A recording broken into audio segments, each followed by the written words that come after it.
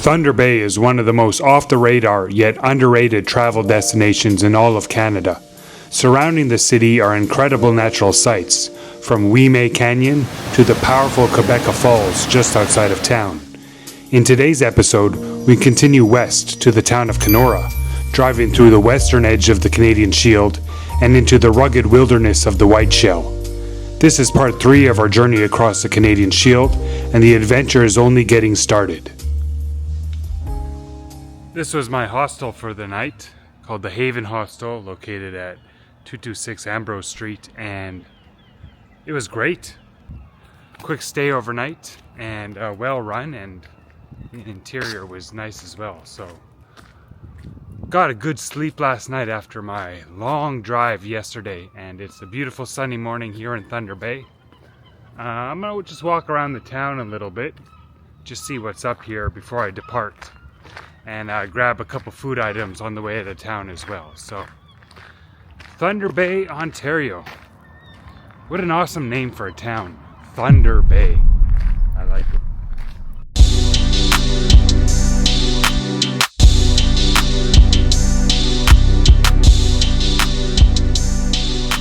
And this is the downtown core. It's a quiet downtown, but it's clean, looks safe. No homeless element here. Nice. I like Thunder Bay so far.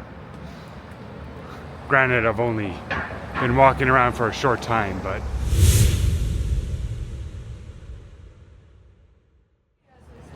alright, yeah, just like Sudbury, the local towns put up some pretty interesting murals. Well, the entire street is pretty much muraled. It's more like a back alley. But yeah, this kind of graffiti art, good. This kind of graffiti art, sometimes good, but ugh. Let's head to the water. Let's go see Lake Superior for one last time.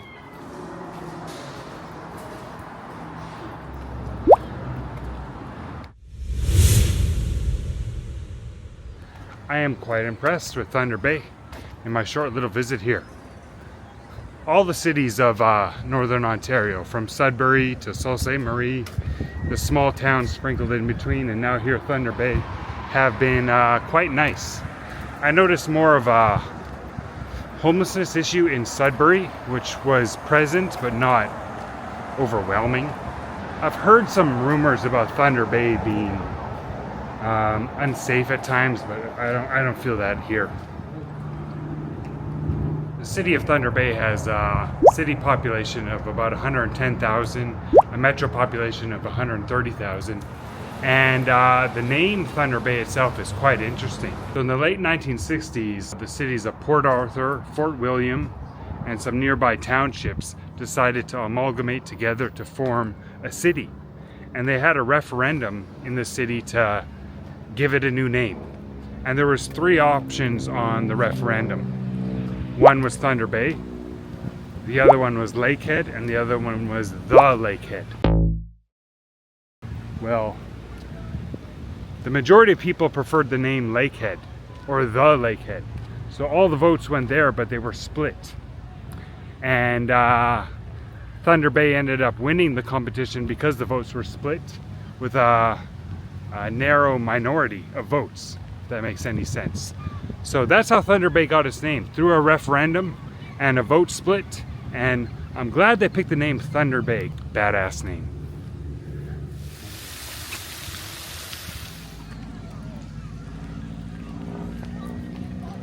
Okay, so I figured out the name of the park. It's the International Taiji Park.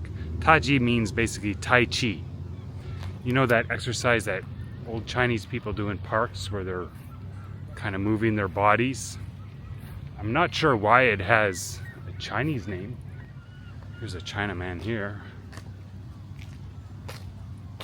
Okay, so I figured it out. So this guy is called Chen Wangting, and he is the founder of the Tai Chi discipline.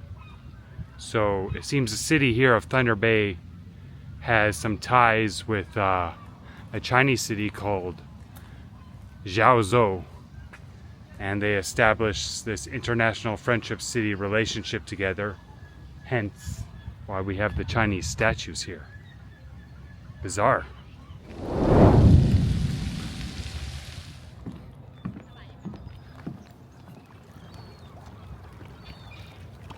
Alright, nice.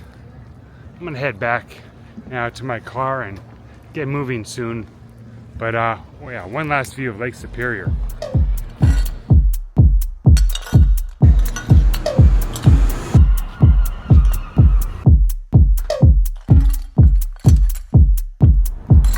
There's a Tim Hortons in the distance there, and I need some coffee, but I'm in Thunder Bay, so there's no way in hell I'm going to a Tim Hortons. In Canada, the most popular and well-known coffee shop is obviously Tim Hortons, but there's another Canadian coffee shop known as Robin's Donuts, and unlike Tim Hortons, it is still proudly Canadian owned. It's first opened in 1975. To this day, it has about 180 locations across Canada. It's an authentic Canadian coffee shop. So for my coffee this morning, no Tim Hortons for me. Definitely we're gonna do Robin's Donuts out of respect for the city of Thunder Bay. So in this bakery here, we could find another specialty of Thunder Bay. It's called the Persian. The Persian is basically a kind of a donut. Alright, so I got my Robin's Donuts coffee, and I got 3 pastries, and the first one here is the Persian. Take a look at here. So it's got this pink frosting, and then it just looks like a normal donut. Let's give this one a try. Wow.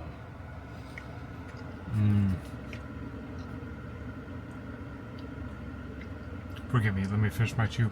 That's a really good donut. That's tasty. Respect to Thunder Bay. 10 out of 10. That's really good. Cheers, Thunder Bay. You fed me well this morning. But time for this waterfall. So let's take off and go on to Quebec Falls. Samurai sword on my back. You don't know how to act. Maybe you should relax. Maybe you should relapse. Just kidding.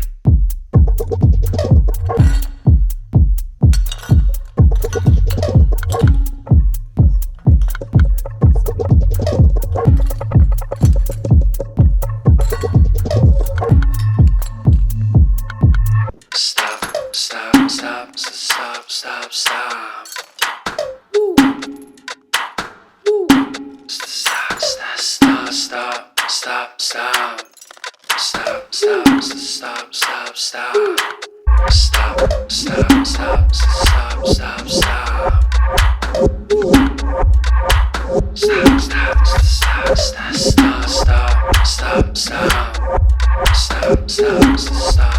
Stop.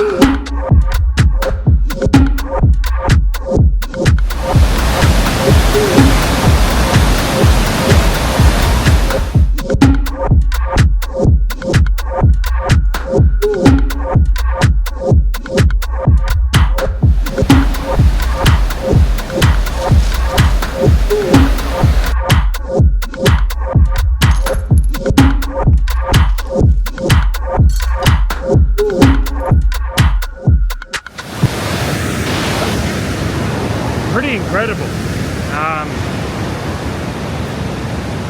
Obviously Niagara Falls is much more immense than this one, but pretty spectacular place to visit. Wow.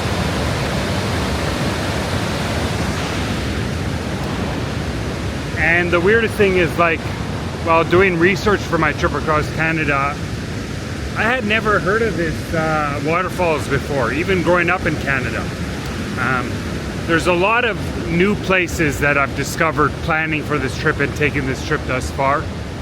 And I gave myself 4 days in Northern Ontario to drive from Toronto to Winnipeg. 4 to 5 days. I would probably wish I added on another day or two, because There is a lot of sights here. That canyon I missed out on, that I didn't get a chance to see yesterday because of the detour I had to take while driving, was unfortunate. But there's a couple other awesome places, especially in this area around Thunder Bay. So I wish I had given Thunder Bay maybe another day to stay here, because there's a lot to see and do in this area.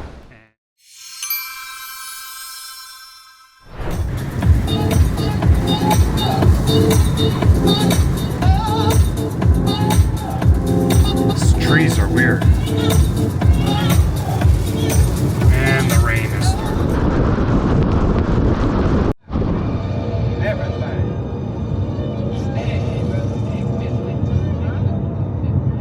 So we're driving through an area here called Upsala, which is interesting. I believe that is a Swedish and a Viking name. So most of the names of the places around here are either Anglo, French, or native.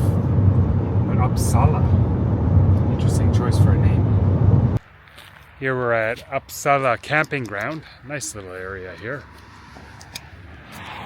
This portion of the Great Canadian Shield is known as kind of the Lake of the Woods area. And from this area stems a very interesting legend or story from the native people who have lived here for centuries and even millennium. It's the story of the Wendigo. So the Wendigo was this mythical creature that was a standalone creature, or sometimes would take over the soul or the spirit of other human beings. And it became this kind of beast, this monster that would feed on the life, literally, of other people. It was a cannibal. And according to native legends, some of them talk about the Wendigo exhibiting this very pale white skin.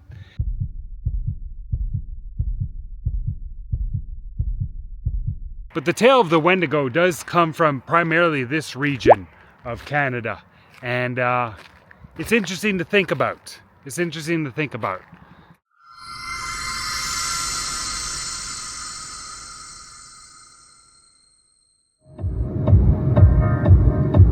You just love to see an empty highway like this.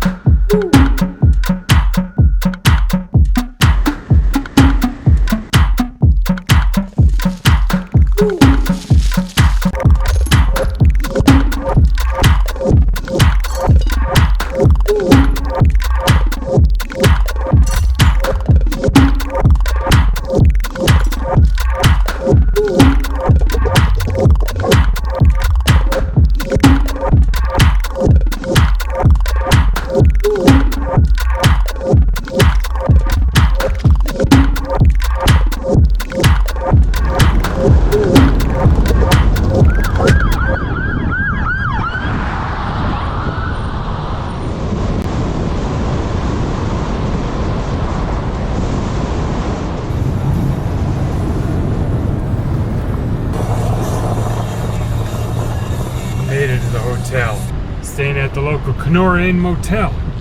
Let's open this. Nice. Alright, let's go check in, and I want to go check out that sunset by the lake. So let me check in first and we'll go see a nice sunset. Alright, pretty beautiful sunset. Well, nice sunset from here. But we're going to go to a place which should have a nicer view of the sun going down.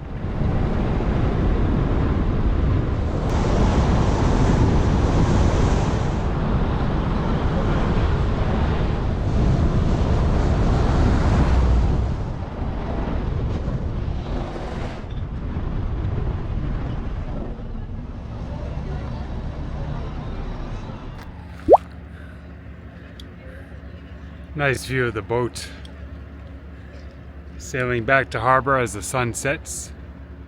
I'll come back this way in maybe 10-15 minutes as the sun goes down. If you notice that the sky has this kind of hazy tone to it. And I believe that's because of the forest fires that are happening west of here, towards the border with Manitoba. There was considerable forest fires going on at least a month ago, and I think they are probably still going on because there's a weird haze in the sky and you could smell it as well. Take a look at this. Here we go. By honoring the past, we build our future. So these are Ukrainians, my people, who settled this area, but more so Manitoba all the way to Alberta. Big time settlers of the prairies in the late 1800s, early 1900s.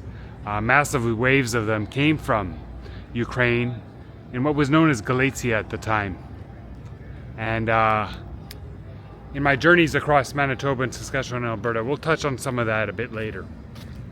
But for now, let's just check out Kenora. Nice little patio here. The sunset view. There's some older buildings here with some, and there's some real history to this place too.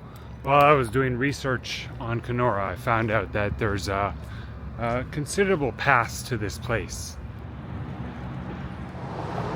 Across the street here we have the City Hall of Kenora, and what a beautiful building there. But the city of Kenora now holds a population of about 14,000.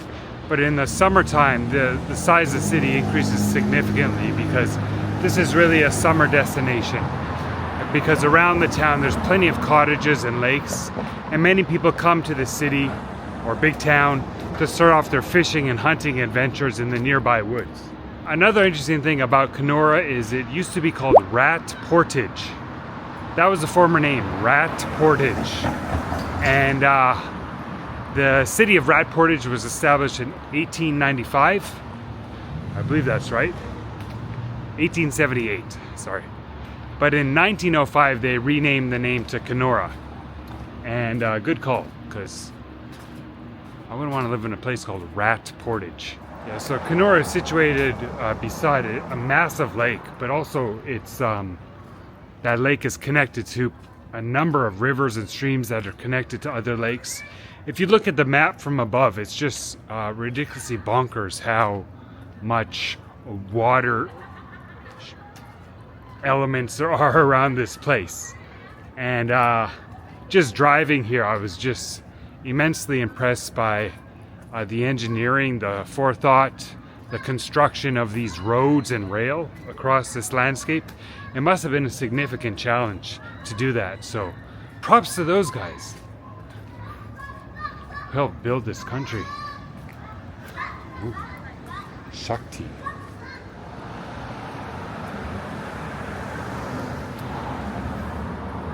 This place has a nice charm to it. I'm liking it. And the alleyways are clean, no junkies.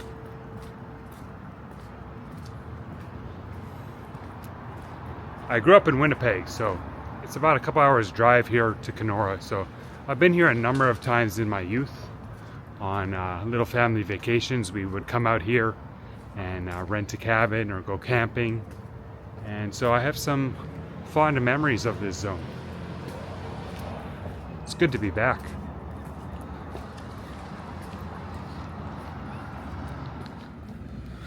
I'm still trying to figure out these pride rainbow flags.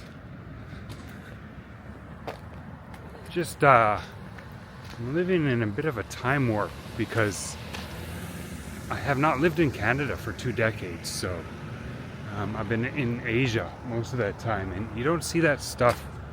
You very rarely see that stuff, but my trip across Canada, I'm seeing it plenty of places, and I don't understand. Why does a dentist's office need to have a pride flag?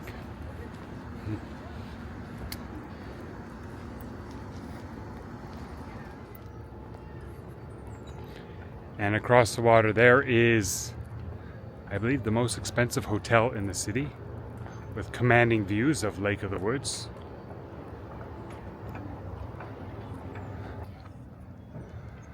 Finishing my last menthol cigarette.